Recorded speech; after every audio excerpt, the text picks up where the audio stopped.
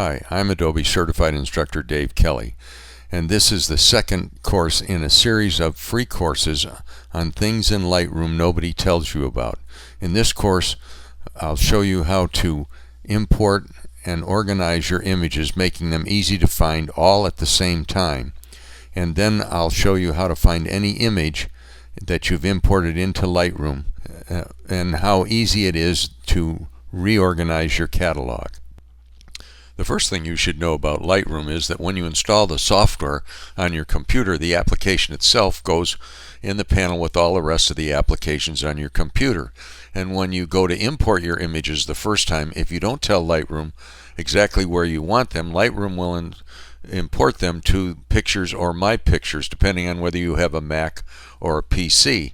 And then when you go to back up your work for the day, if you don't tell Lightroom again where to back up your work, it will also be backed up to Pictures or My Picture. So isn't that great?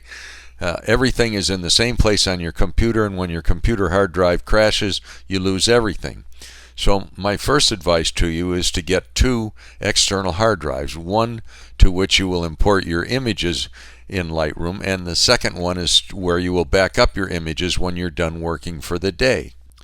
So when you're ready to import your images into Lightroom, most of the Lightroom experts will tell you to put your memory card in the card reader or connect your camera to the computer and then click on the import button down here at the bottom left of the screen in the library module. And of course, when you do that, your expectation is that Lightroom will guide you through the import process to get your images where you want them on your computer. However, Lightroom's expectation is that you will tell it how and where to import your images to get them where you want them. And since expectations are the biggest killer of all relationships, and in this case the expectations are different, many people start out with an adversarial relationship to Lightroom. But it doesn't have to be that way, because there's a very simple way to import your images into Lightroom and at the same time organize them so they'll be easy to find. So that import button at the bottom left of the screen may not be the best import button on which to click to import your images. I think the first thing we should do before we put our memory card in the card reader or connect our camera to the computer is to give some thought as to how we want to structure the folders panel. I think you know that Lightroom keeps track of your images in folders, and the folders can have subfolders, and the subfolders can have subfolders, and it can get pretty complicated. In my opinion, we should make the folders panel as simple as possible. And the way that I do it is I create a master folder. A master folder is a large category or topic, such as landscapes or birds or family, depending on what you photograph. In my case, I use the year for my master folder. And then each photo shoot should be a subfolder under the appropriate master folder. You can see that I have multiple subfolders underneath my master folder, which is the year, and that's the extent of my folders panel: master folders and subfolders. So how do we get to that point? Well, the first thing we do is create a master folder, and the way we do that is to go to the folders panel and click on the plus sign in the header bar of the folders panel. And when I do that, I select add folder. Once that's done, I get this large dialog box on the screen, and you can see that on the left side of the screen all of my external hard drives as well as my computer's hard drive is listed. This is my Lightroom hard drive, this is my Lightroom backup. So what I'm going to do is I'm going to tell Lightroom I want to import my pictures to the Lightroom hard drive. So I'm going to click on it to highlight it, and then I'm going to go down here to the very bottom left of the screen and click on new folder. When I do that, I get another dialog box asking me to create the folder. So I'll name it 2022, which will be next year's folder, and I'll create it. Once I've created it, I'm going to select it and close this dialog box by clicking on the choose button at the bottom right of the dialog box. Now when I go over to my folders panel and I look, here's my 2022 master folder, and it's grayed out because there aren't any images in it. So I want to create a subfolder inside 2022. And to do that, I have to bring up one of the very many hidden menus in Lightroom. In fact, I call them secret menus because no one tells you that they're there. And a secret menu or hidden menu is one that requires a modifier key to open. So on the Mac, I'm going to control click on the 2022 folder. On the PC, I'll just right click on it. It brings up my secret menu, and I'm going to select create a folder inside 2022. When I do that, I get a new create a folder dialog box, and I'll name it. I'm going to name this one Alligator Farm because I have some images I photographed at the alligator farm, and then I'll create it.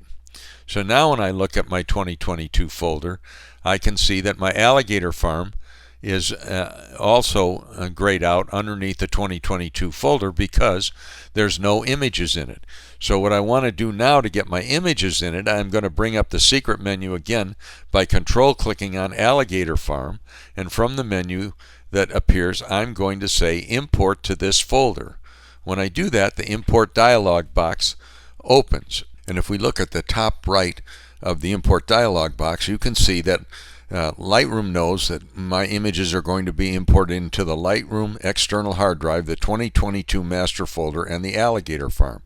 Now it's time to select my source, which is done over here on the left side of the screen, and I'm going to put my memory card in the card reader. It will only take a few seconds for Lightroom to recognize that it's there. When I click on it, it opens up, and you can see all my alligator farm images are on screen, and they're all checked, indicating that they're all going to be imported into Lightroom.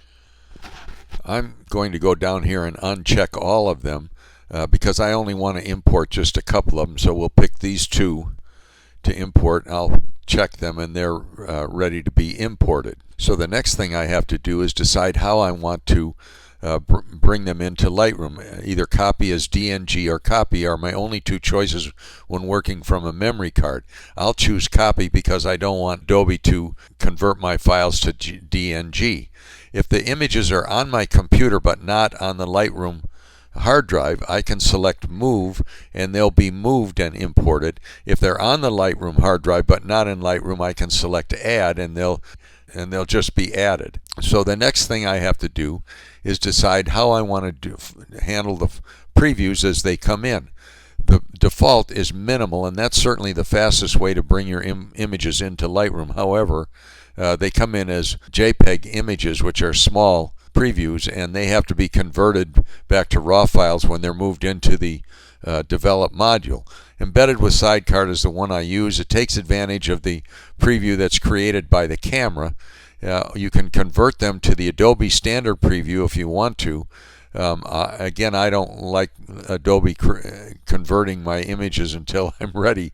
And then you can bring them in as one-to-one previews, which is a very large preview, and it takes a long time for the import process to happen. You can also build smart previews, which are smaller, lossy previews of the images, which stay with the Lightroom catalog. And the advantage to that is if you're working from a laptop, you can not have your external hard drive connected and still work on the images. The develop module, once you reconnect the external hard drive, Lightroom recognizes that, and any develop settings you've put on the smart previews will be automatically transferred and placed on the larger RAW files. Don't import suspected duplicates is a nice situation. If you use up one half of a card one day, import the images that night, and then fill up the card the next day. When you go to import them, the images that have already been imported will be grayed out and not imported, just the new images will be imported. Make a second copy too is a good idea to do it at the end of the day, and the second copy should go to the Lightroom backup. As far as add to a collection, I see no advantage to having a collection of the images that I already have a folder of the images. And the next section down is file renaming. And if you have only one card to import and you have created a file naming template, then go ahead and rename your files. However, if you have multiple cards to import, don't rename the files until you're done importing all the images to the folder. You can create a file naming template in the library menu of the library module, or you can create one here when you're importing your images. And I think you want to create a file naming template that tells you something about the image itself and will help you locate the image later on your computer. The file name assigned by the camera really doesn't give us much information about the image itself. So to create a file naming template here, you need to place a check mark in the box in front of rename photos, and then we need to create the template here. And we can do that by clicking on this double pointed disclosure arrow, and if we click on edit, it brings up this dialog box, and this is my file naming template here.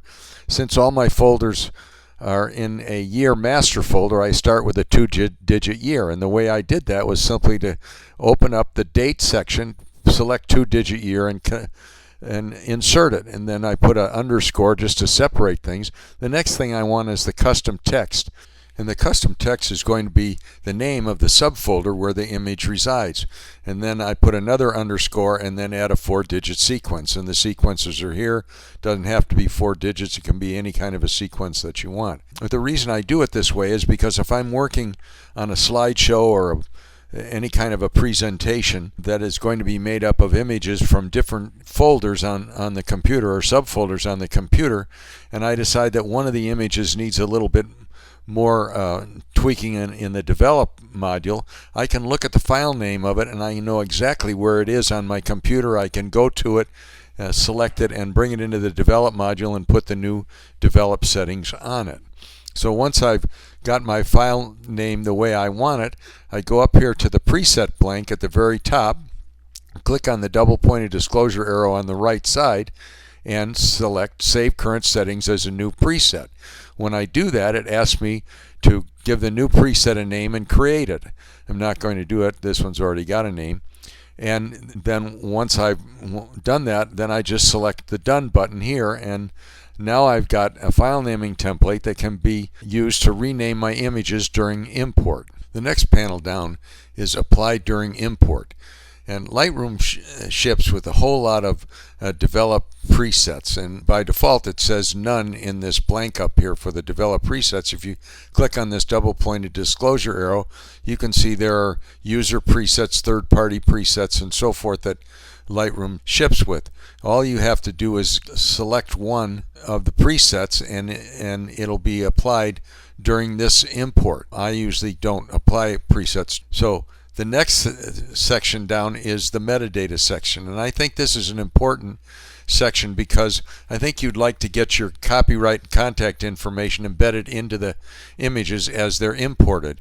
And you can see I've already got several different metadata presets, and to create a metadata preset, it can also be created from the metadata menu in the library module, but it can also be created here. I'm going to click on Edit Presets, which will bring up this large dialog box, and I'll select my preset, my latest preset, which is DEK 2021. And there are only two sections in this dialog box that need to be filled out. The first one is the copyright, IPTC copyright. And you can see I have selected copyright, and if you click on the double pointed disclosure arrow, you can make it unknown or public domain. I've got it copyrighted. Then you want the rights of usage term, none without written permission, and then my copyright, which is the copyright symbol, a year, my name, and my company name. Now, to get the copyright symbol on the Mac, you just have to hold down the Option key and press the G key. On the PC, you have to go to the numerical keypad, not the numbers across the top, and type in 0169. If you're using a laptop, you have to hold down the FN key and type in 0169, and that will give you the copyright symbol. And then you can put pretty much whatever you want here as for your copyright. The next section is the IPTC creator. That's my name, my address, my email address, and my website, and then I gave myself the title of photographer, although I guess there's some doubt about that. I leave my phone number out of it because if some little metadata creeper finds your image at 1 o'clock in the morning and he lives in Australia and decides to call you to find out why you shot it at f11 instead of f5.6, it's not going to be a convenient time for you. It'll be 2 o'clock in the middle of the night. So your email address is enough to get a hold of you regardless they are wherever they are in the world. Once you've filled in these blanks, the next thing you want to do is go up here to the preset, click on the double pointed disclosure arrow and say Save Current Settings as New Preset. When you do that, it's going to ask you to give it a name and create it. I won't do that. This one's already got a name. And then just click Done. Now the IPTC metadata is available for you to embed into the images. The next section is for keywords, and I think for importing you should attach one keyword, and that should be either the subject that you photographed or the place where it was photographed or the name of the folder in which it is. It'll be very helpful in helping you find your images later on. After you have your images in, those that you want to put up online, you will probably put a lot of keywords to, because that's the way advertising agencies and stock photography agencies find your image. The final panel in the right column of panels is the destination panel, and even though at the top it still says it knows they're going to the alligator farm, it's not a bad idea to open it up and check on it and make sure that folder to which you think you're importing is still highlighted. Now at this point, I could click on the import button down here at the bottom right of the screen, and the images would be imported into Lightroom. However, if I have multiple cards to import, then I don't want to have to go through all the decision making again. So I'm going to go over here to the often ignored, little used import preset. And if I click, by default it says none, and if I click on this, it's going to say Save Current Settings as a New Preset. And all I have to do is give it a new preset name. I could say Alligator Farm 22 and create it. Now, if I click on the import button, the images will come in, hopefully, and once they're in, if you look over here at the master folder 2022 and the Alligator Farm folder, you can see that 2 images have been imported. We're now ready to import from the second card, and so all that's necessary is to come over to the Alligator Farm and control click on it and select import to this folder. That brings up the import dialog box again. In this time, and all I have to do here is select the Alligator Farm 2022 import preset, put my card in the card reader, and click on the import button, and that card will be imported. So I don't have to go through all of the decision-making process again. So now that you know how to import your images going forward so you can easily find them, I know what you're thinking. You're thinking, yeah, this is great, Dave, but what about all those thousands of images I've already imported into Lightroom? The ones I don't know where they are, could be all over my computer. Well, here's some good news for you. Even if you don't like Lightroom, Lightroom likes you, because secretly behind your back, Lightroom has organized all of your images for you, and they also have made it easy for you to find them, and if you're interested, you'll be able to very quickly reorganize your catalog. I know that's hard to believe, but let's take a look at it. In order to do that, we need to go up here to the catalog panel, and we'll select all photographs. And you can see there are 75,000 photographs now are in the image window. Every image that's ever been imported into Lightroom. And to see how Lightroom has organized them, we're going to go to the library filter bar, which is found up here at the top of the grid view in the library module. If you don't see it, press the / key and it'll appear. And what we're going to do is we're going to select the metadata section. And the metadata section opens with 4 columns. And if you click on the right side of any one of the columns, you can add a column or remove a column. If you click on the left side, you can see all of the metadata from which you can choose to show in the different columns. The important one for us is the date column, which by default is the first column. And what we're going to do is we're going to expand this date column by just dragging it down, and you can see that Lightroom has kept track of all the images that you've ever imported into Lightroom by the year, and it shows you how many images you photographed each year. But it gets even better than that. If you click on just the year, for example, now the only images that will be on the screen are the images that were photographed in 2014. And it gets a little better than that. If you were to click on this right pointing disclosure arrow to the left of 2014, Lightroom shows you every month that you photographed and how many images you photographed during that month. And if we pick just one month and click on the disclosure arrow, now Lightroom is going to show you just the images that you photographed in May,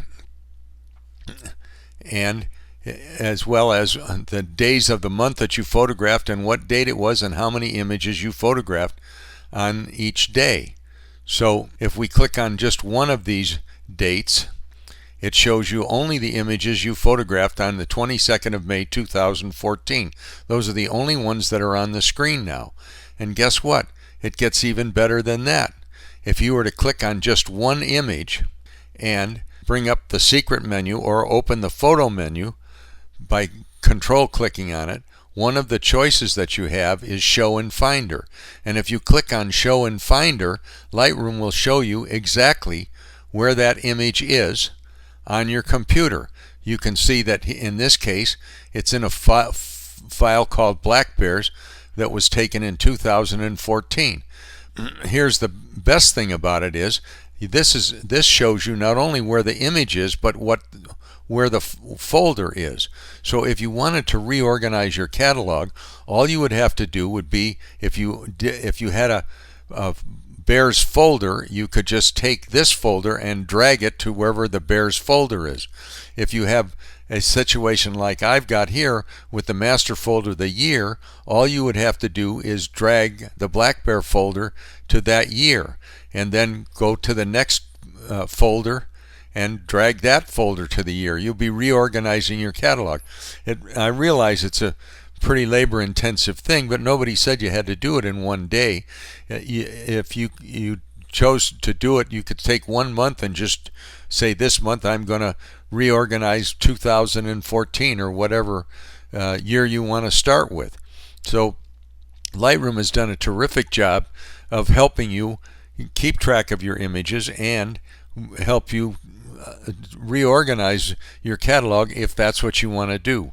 All of the information presented in this video and a whole lot of other things that nobody tells you are in Lightroom are in my book, Lightroom Classic Made Easy, and it's version 11, the newest version, which includes the new masking panel in that version. It is a book that is written to sit at the computer with the photographer and guide them through all of the different techniques and procedures in all 7 modules of Lightroom. It shows you a screenshot of where you should be, and using bullet points it guides you step by step through every one of the procedures. The book is available on Amazon.com. So thanks very much for watching. I hope I did show you something that nobody else has told you, and subscribe if you like, or please leave a comment. Thanks again.